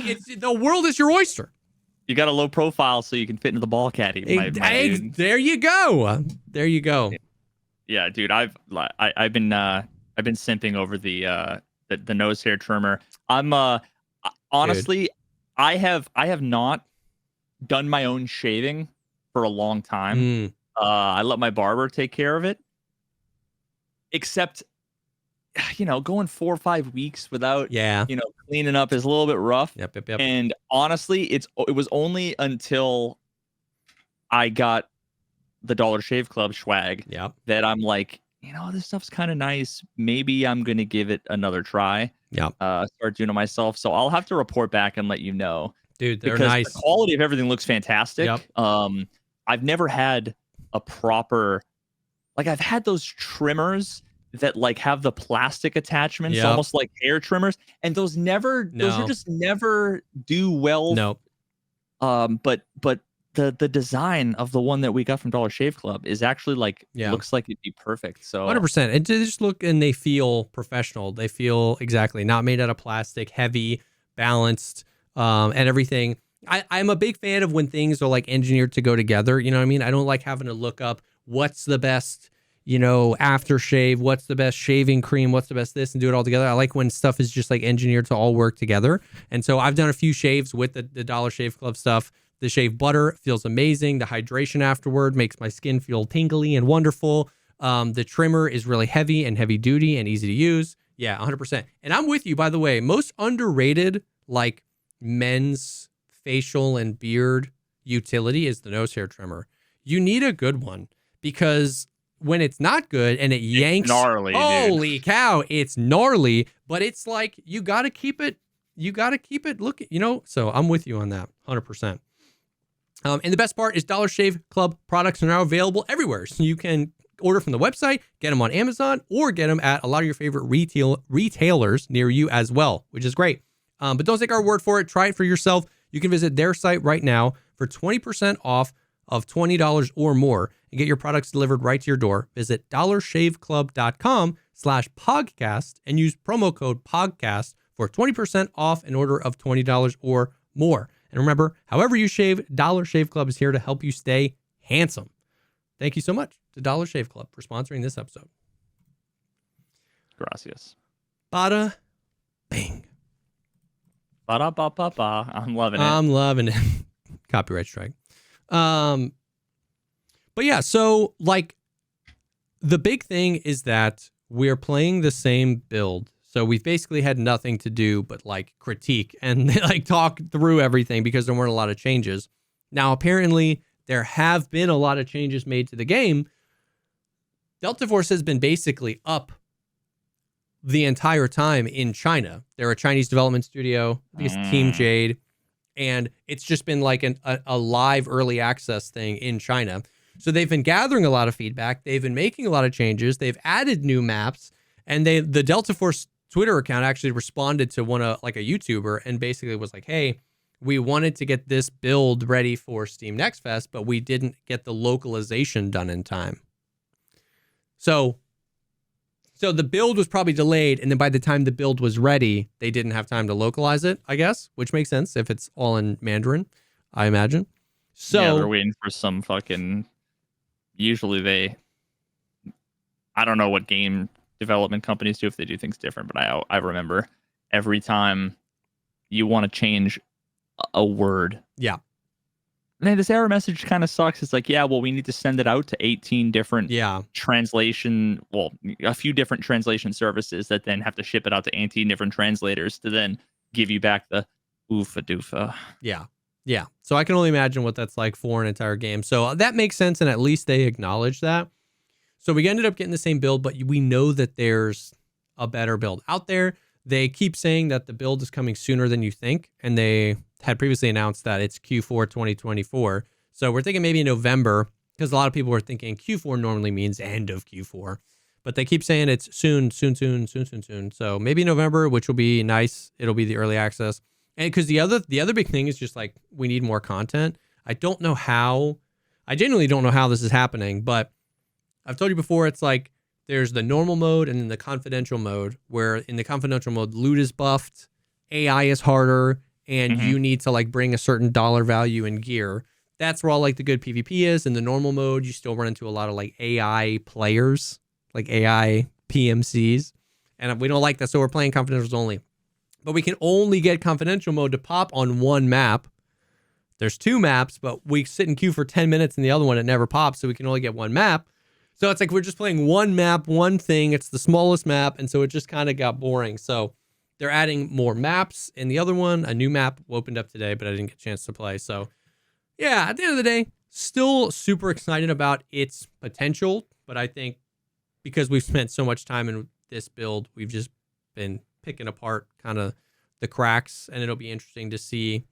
And also a lot of the stuff chat has aligned with as well on the time to kill. A lot of people are like, the most common thing I see is like armor is useless in this game. It's like, okay, it's not just me, right? I'm not insane. But that's been fun. The thing is just, it can't be understated. It can't be overstated how much of a potato I am playing any other game than Tarkov. I mean, I'm a potato in Tarkov, but it's like, dude. Because you learn how to shoot in one. Just one, man. How many other PC shooters really have you played? I've played less than 5 hours of Apex Legends. I've played less than 5 hours of PUBG. And I've played maybe 10 or 15 hours. Oh, okay. DMZ, I went kind of hard. So like a little bit of a little bit of Call of Duty on PC. But that's it. And 8,400 hours of Tarkov. Dude, I need to see you play. It's so bad. CS. And yeah, Gray Zone 2. I need you to play CS:GO. Gray Zone as well, but once again, it's a very... I didn't play Fortnite on PC. It's a very different... Because like Gray Zone... I didn't seem like a potato because it's very like Tarkov in that there's no abilities. There's no res. It's just shoot forward, kill the enemy in front of you. The reason it's so much more obvious in a game like Delta Force, or we swapped to PUBG and I played PUBG with Hambino today, is because like that's where you see how how honed in I am on one playstyle. My brain can't look at the map because I'm like, what map? You know what I mean? And this was happening in Delta Force. Map, the zone is coming in. Like chat was playing Delta Force all week. Chat's like, use your ult, use your ability, idiot. And I'm like, you're right, but like there are no abilities in Tarkov. You know what I mean? And so I'm so just one thing. I don't have enough variety in my PC shooter. I didn't play enough BRs, hero shooters. Like, you just like, there's just your brain, goes a little wider if you've played a lot of Apex and then a lot of CS and then a lot of PUBG and then a lot of Tarkov and a lot of Ready or Not. And it's like Ham can just swap back and forth. He can play PUBG for 4 hours, go to Tarkov, play Tarkov for 4 hours and be good at both. But I literally I can just think like a Tarkov gamer. And so I genuinely want to like fold in more variety and like PUBG and like games like that, just to like stretch those muscles and learn how to like multitask, because I really can't when I'm playing a shooter game. It's wild. Brother, we gotta have like it's wild milestones where it's like, if we get to X patrons, we'll put up a vote and Jesse and Veritas will play X game for like one stream. Yeah. That might be... That could go crazy. I just want to see you play CS, and I want you to have the You're AK not the in only your hands. one. Yeah. And can you imagine, everybody watching who's ever played CSGO, can you imagine if all of you ever played as Tarkov and then put the AK in Jesse's hands in CSGO? Brother, it would be... Dude. Oh my God, it'd be so fucking hilarious. Dude, it would be a train wreck. And it's like, why am I not? Dude. There'd be a guy 5 feet from you and you wouldn't hit a shot. I believe you wouldn't hit a bullet. Dude, PUBG recoil is like octuple Tarkov's recoil. Like I shot like the Ace or whatever, the ACE AK, and it's like bop, bop, bop, bop, bop, bop. And I'm pulling my mouse. I play on, I guess, low sensitivity or low DPI, whatever. I'm pulling my mouse off my desk, trying to pull down on PUBG recoil. Like it blows. It's going crazy. Dude, and the thing is like some people love it. Some people love watching it. Like I was playing PUBG for 4 hours and the two sentiments were like, this is the greatest content. I love watching you learn this. And the other is like, oh my God, I'm in physical pain. I cannot be here watching you learn this game. Because it's like, I'm learning the looting. I'm leaving guns and attachments and medical items that I don't know. It's like watching a 3-year-old try and button up a shirt. It's just like, let me do it for you, please. Oh my God. Like, it's just, I think it's hilarious. I'm having a blast. We won a few games. I got some kills. Hambino and Crutch are just like such a vibe. But holy cow. Now, see, here's the thing. Like, listen, we all know what it's like to watch someone be cringily bad at a game that, like, we have min-maxed and mastered, right? We all get it. We can all... You shouldn't feel bad for thinking it. You should feel bad for typing it. if you're really gonna leave, just shut the fuck up and leave. Don't be that guy who's like, oh, God, I can't watch this. Oh, I gotta leave. Yeah. Just fucking leave. No one likes you. Shut up. No one likes you. No one cares that you're leaving. It. In fact, it's good news that you're leaving. Okay? I get it. I am bad. I am leaving the thing behind, but it's like, actually, it's the unactually video game viewer form. Yeah, the thing I love is like the complete deletion from their brain that I'm playing the game.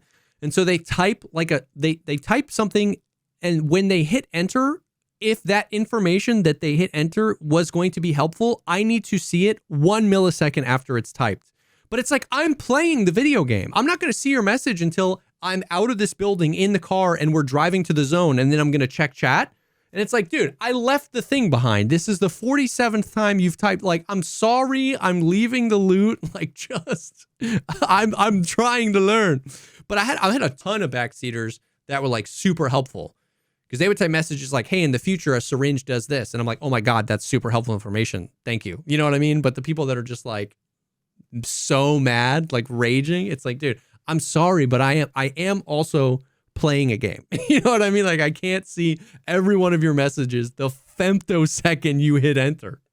And ironically, though, the thing is that the people that react, that like say this shit that I was talking about, I think they forget because they're so used to watching like Forsen or whatever. That they forget that the person who's they're talking about can read their message, right?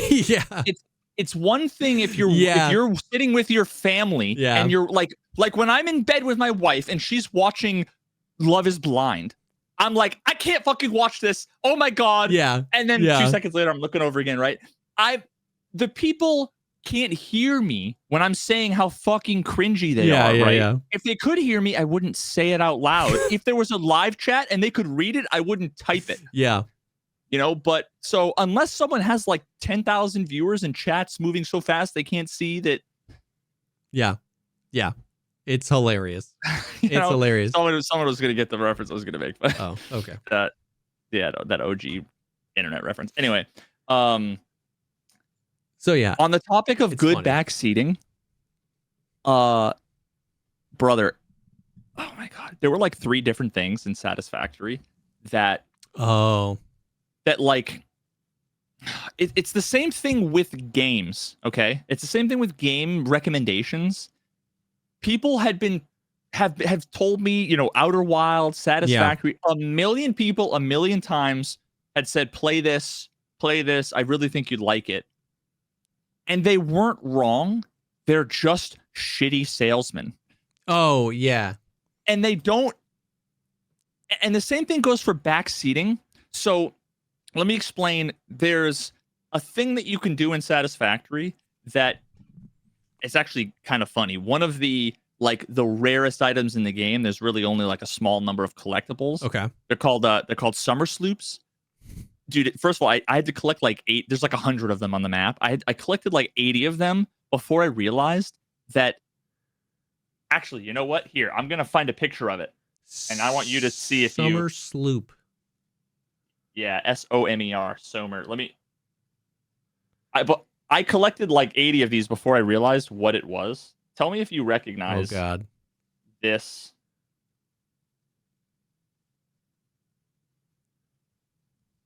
Oh, that's the S. It's the cool S. Yeah. 100%. You. How did you not notice immediately? Because it's like glowing and spinning, and it's not. Yeah. Sometimes it's upside down and half in a rock and whatever. To me, it was just a pink and purple rock. Oh my God, the cool S. I watched like a freaking YouTube video essay on that thing at some point. Someone was trying to figure out where it came from. I don't know, but whatever it was cool. But so if you can insert that in your like crafting machines, and what it does is it basically for free doubles the output.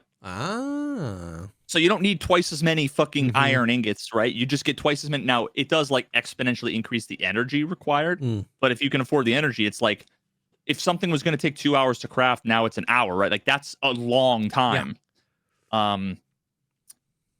Now, one of the other things you can do is there are these big fucking slugs, okay? These big slugs that are like energy slugs. Okay. And you literally collect them, and they're different colors, and you just turn them into what end up being like batteries.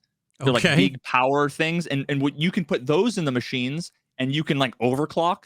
Okay. So in one machine, you can put a couple of these power shards in and like turn it up to 200%.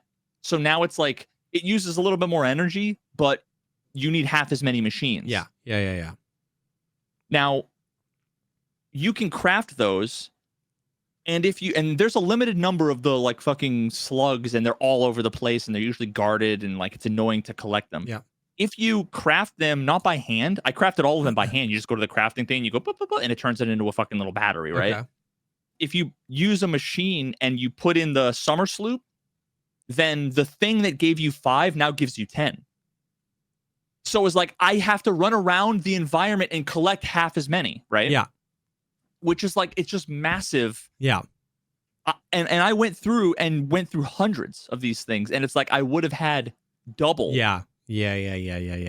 And people kept saying, hey man, you know, and this is like lingo that I wasn't fully kind of up to date with, and there were some other things I was thinking about that I hadn't looked into, some other technology trees that I hadn't unlocked. People were like, bro, you know, if you like sloop the power shards, you get twice as many. And I'm like, sloop it, bro. At first, I'm like, okay, I don't know what that means, but yeah, I'll figure it out. Don't need the back seating. Like, thanks, but whatever it is, I'll figure it out. Yeah. And then people started saying it while I was like a little bit further in, and I thought it was in reference to a thing that is like something that you unlock in a tech tree way later. Oh, okay. So you were like, I'll deal with that later. I was conflating the two, but everybody's like, bro, why aren't you slooping your shards? I'm like, because I haven't unfucking locked that thing yet. Yeah. And people are like, oh, okay. And then they would sit there for 30 hours watching me do this. Just unslooped. They would know that my answer was showed that I didn't know, right? Yeah. So then finally, when the last person pointed it out, and I'm like, I understand.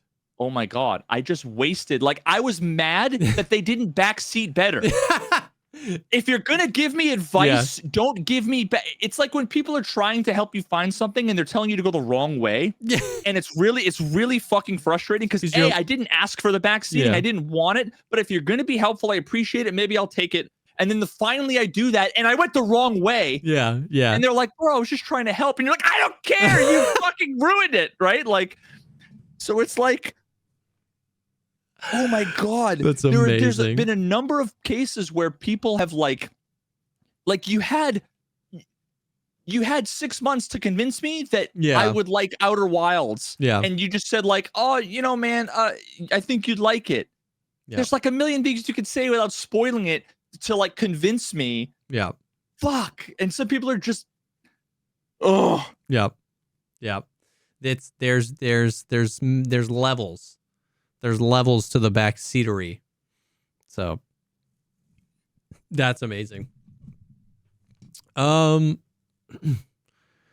yeah, outside of, that came from PUBG. That's where we were. Yeah. So that, dude, holy cow. So we played a few hours of PUBG and it was a blast. Once again, in the same way any other game other than Tarkov was a blast because it's just something completely different to do. And it's just been a long time since I've been into a BR. But it was fun, man. But that, dude, holy cow, it just shows how much my brain is fried on Tarkov. And I just like, there's just like a million things. It's all the things. And I get it. And I get how cringe it is to watch me loot or like, because I'm just like standing there, like, what is it? Proximity loot? Is that what it is? Where you just press tab and it's everywhere. And it's just like, there's pages and pages of loot and I don't know what to take and I'm leaving stuff behind. But it was hella fun. It was hella fun. So, yeah. The thing is, like, any one of these games, though, like, the people that are cringing, you have a couple of afternoons of getting the swing of it, and you'll be better than them. And, no, okay, maybe not that, but 100%, that's why, like, genuinely, I want to start playing more, like, games like that, like PUBG, Delta Force. Like, today, I performed so much better in Delta Force than I did on the first day, because I just, like, need that time to do that. So I just want to start incorporating more, like, shooter games into like my rotation like every once in a while to build up those muscles to just be like at least barely passable at different types of shooter games as opposed to just Tarkov brain. You know what I mean? It's hard though, dude. It's hard because they're all so different. Oh yeah, no. It's like you can't just like play CS once a week. No. No, but you'll get worse at both. Yeah, for sure. But I'm saying like, I'm not saying get good at any one of the games, but like flex the muscle in my brain that allows me to understand I'm in a different environment and adapt to it quicker. Like that's the muscle I want to exercise. You know what I mean?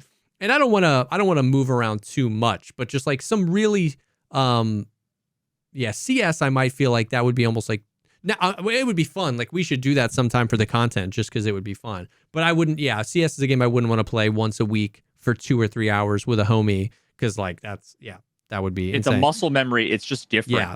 It's almost like a completely different game. But something like PUBG or Apex hopping in for a few hours or like, I feel like that would almost genuinely help me as an FPS player.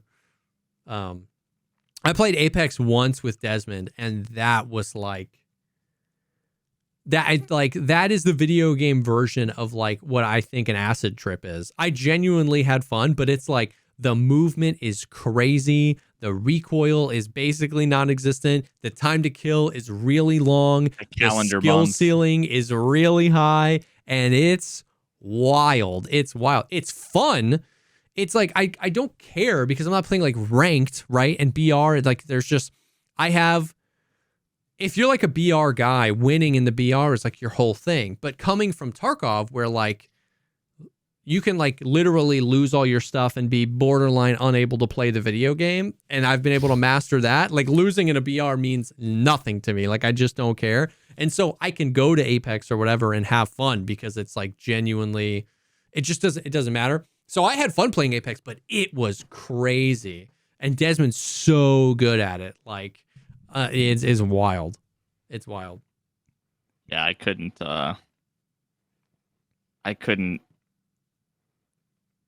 get like into Apex. It was yeah. I'm too old.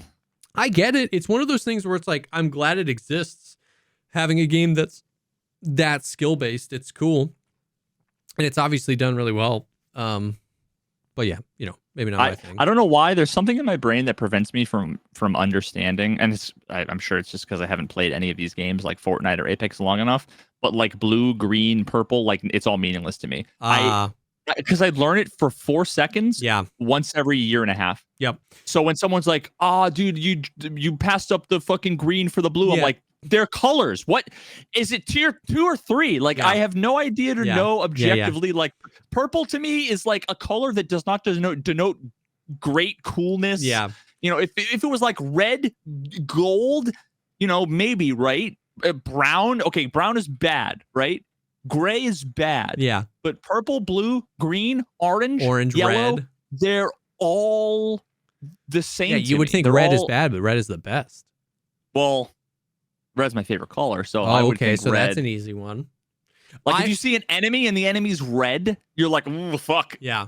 That's an elite or I was whatever. Totally with you. It like I learned that late in my gaming life as well, but it was Destiny that got me. I went hard in Destiny 1. Destiny a ton. Hard on console, but that was what solidified the color thing for me. That was like and it had the same, like they all have the same language, the same colors. They all mean the same thing. Yeah, it's gray, green, blue, purple, orange, and then red. It's so weird because like I played 8 billion video games, right? And none of the games I ever played had that kind of system. And then all of a sudden there's like 20 games that all have this color system. I don't know who like originated it. It might have even been like WoW or something. I feel like it came from an MMO. I think Fortnite was the one that I saw first. Okay, yeah, definitely long before Fortnite. But I don't know. I think it is an MMO thing, probably. But it started crossing over in other games with things like BRs and these like MMO shooters, quote unquote, like Destiny, The Division. That was kind of a new genre that came, and that they definitely did that. And now BRs, you know, taking it, and even extraction shooters. Freaking Arena Breakout did the same thing. And Delta Force is doing it too. So it's definitely spread into every game. But it was Destiny. It was Destiny that did it for me. Speaking of MMOs, New World like relaunched, New World Eternum. I missed that game. New World like Amazon? Yes. MMO? Yeah. Did that ever did it blow up? Did it die? Whatever happened there? It exploded.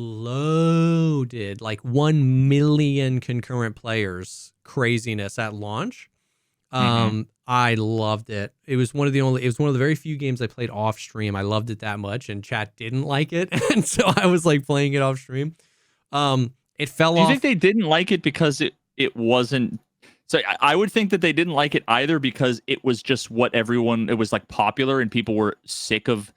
People don't like people jumping on trends and some combination. Not Tarkov. Yeah, some combination of the two, surely. Now, I mean, there were like 90 people that loved it. That loved seeing me play Variety. They were in a New World, and they're like, "Oh my god, Jesse doing it is my favorite thing." And you 90, you know who you are, ride or die. I love you guys. Like, yeah, those are the 90 that watch me play Satisfactory. Yeah. But it was understandable. But I just loved it. I wanted an MMO. It's visually, it's gorgeous. They nailed the sound design. There's a lot. However, it had crazy issues. There were like crazy dupes. They were having to like roll back the entire MMO's economy like several times.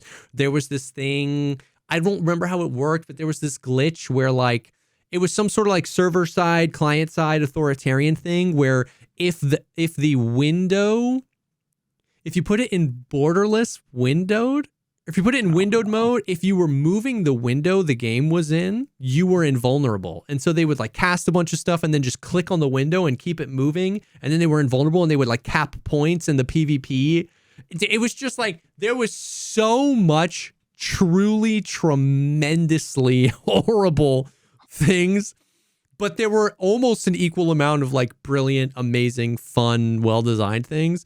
And so the game crashed hard after that, and then they've spent the past like probably 2 years rebuilding it, and they basically like yesterday relaunched New World as New World Eternum. They like basically relaunched the game. New world, the newer world, the all new world. Yeah, brand new world. And so I've been watching like new Coke or whatever. Yeah, oh my God, yes. What was it, Coke or Pepsi that did the new? Might have been Coke. I think it was. Everybody hated it. Coke 2. Coke 2.0. Yeah. And so that's fun. I've been watching Sequisha do that. He goes like animal mode. He goes beast mode when he plays that game. He just like no sponsored stream, no drops, no nothing. He'll just like sit down and play New York for 37 hours and then sleep for 12 and then play for another 29. He's just like an animal. Straight? Yes. It's crazy. I would do that if I could physically do it when it came to Satisfactory. You would do that in Satisfactory if you could. I don't know how he physically does it, but he does. And it's super fun to watch. But yeah, that's pretty fun. I can't think of any other gaming news. Nothing else happening in Tarkov. Today I saw a trailer for Subnautica 2. Oh, I think I saw something on Twitter about that. Yeah. And Subnautica. The reason why I'm playing Satisfactory now is because I was looking for another game to play. Someone mentioned Subnautica, and I was like, yo, Subnautica was incredible. I think I want to do a playthrough of Subnautica again. And I don't know if it was like Steam recommended something, blah, blah, blah, but they were like, oh, like Satisfactory is a lot like Subnautica. And I was like, really? Interesting. And it actually like was like there is like a lot of overlap there. So I was like, wait, that's not what I pictured when I pictured Satisfactory. Maybe I'll give it, and then here I am. So I'm so fucking excited, dude. That's so sick. It looks amazing. Hell yeah, Subnautica 2. I can't say it looks amazing because it's like just a fucking like cinematic trailer. Okay, yeah, that's what I was gonna say. What's the time frame? Is it like 2027? It said early access 2025. Okay. What game was it? Oh, it was Arma. Bohemia announced like the other day. I don't know. They were like, we're announcing Arma 4 will be available Q1 or Q4 2027. Like legitimately, like they made that as an announcement. It's like, dude, why are you announcing that? Arma 4 2027, boys. Which almost certainly means 2028. You know what I mean? That's like announcing your 16th birthday party when you're 11. Yeah. You're like, yeah, bro, like remind me when it happens. Exactly. Like, what the fuck? Exactly. Sending out invitations. Yeah. Save the date. Yeah, which is wild. So, but yeah, if any Arma fans out there, 2027's your year. 27 will be freaking Gray Zone and I think their roadmap extended out to 27 as well. Gray Zone and Arma 4. 2027 is going to be a big year. Bro, for all my cope addicts out there, copium addicts, let us huff it together. CitizenCon starts tomorrow. Star Citizen. Oh, Star Citizen? Yes. CitizenCon? Yes. I was like, Citizen Kane? Is that like a con for Citizen Kane fans? No, better for Star Citizen fans. So I will be freshly hopped up. Dude, calling it now. Next podcast, next week, I'm going to be like, I'm going to be telling you about all this. I'm going to be like, Veritas, man, the technology they're working on, it's so great. I bought another $1,000 ship. something like server meshing. Man. It's going to be the best. Like, I'm going to be coped up next week, bro. And then I'll crash hard. I want to see you poked up. That would be crazy. I don't want to see that. No. Cool. Well, that is the stuff. Thank you guys for hanging with us. Thank you for being here. Thanks for listening. If you want more content like this, you can go to patreon.com/thepodcastpod. We got a Patreon. You can get early ad-free access to these episodes if you missed some of it. And you can get up to an additional episode every week where we take questions from you guys. Up to. Well, that's such a up to one extra edit. He's not lying. So it'll either be 0 or 1. You were talking about people not being good salesmen. I'm trying to wheel it and deal it, bro. No refunds, no refunds, no regrets, only memes and crazy stories. An additional episode of Unhinged maximum. 0 min, 1 max extra episode. And maybe, eventually we'll do some gaming stuff over there too. But thank you guys for hanging. Thank you for the support. Thank you for being here. Thank you for listening. Thank you to MeUndies and Dollar Shave Club for sponsoring this episode. You guys are the best. And we'll definitely see y'all in the next one. I have to pee really bad.